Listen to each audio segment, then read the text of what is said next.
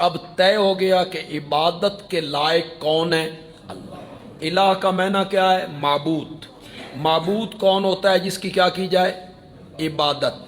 इबादत कौन सा काम बनता है जिसके पीछे कितने नजरिए हों? दो। दो अकीदों के साथ आप कोई काम करेंगे तो वो दो अकीदे उस ताज़ीम को क्या बनाएंगे? ये ज़हन में रखिएगा, वो नजरिए इबादत बनाएंगे। हजर अस्वद का चूमना इबादत है, मज़ार की चौखट को चूमना, किसी कब्र को चूमना। जब हम मना करते हैं उन्हें, अपने दोस्तों को, कि यार ये चूमना सही नहीं है, तो वो कहते हैं तुसा अपने पुत्रां नूं नहीं चूमदे। वो ये जवाब देते हैं, ये पुत्रां दा गल ते मैं कीती है, वो तो कुछ और रख देंगे, ये तो ज़रा मैंने मुहज़्ज़ब कर दिया है, ज़रा महफिल है ना ऐसी कि इसको मैंने मुहज़्ज़ब कर दिया, वरना वो तो कुछ और कहते हैं। तो ये वो समझते हैं कि मुतलक चूमना इबादत है।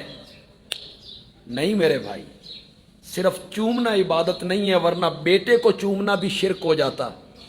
इस चूमने के पीछे एक नजरिया है, वो नजरिया उस चूमने को क्या बना रहा है?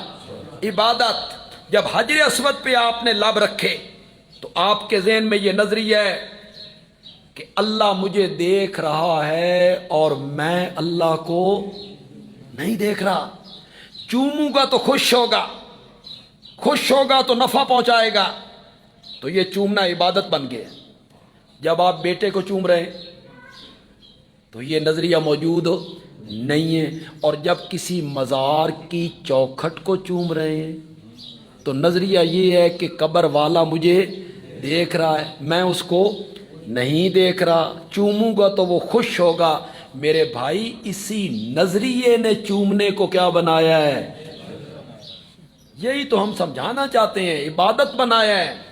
आप कहते हैं हम कोई गैरुल्लाह की इबादत कर रहे हैं, यही इबादत है। ये नजरिए उसको इबादत बना रहे हैं।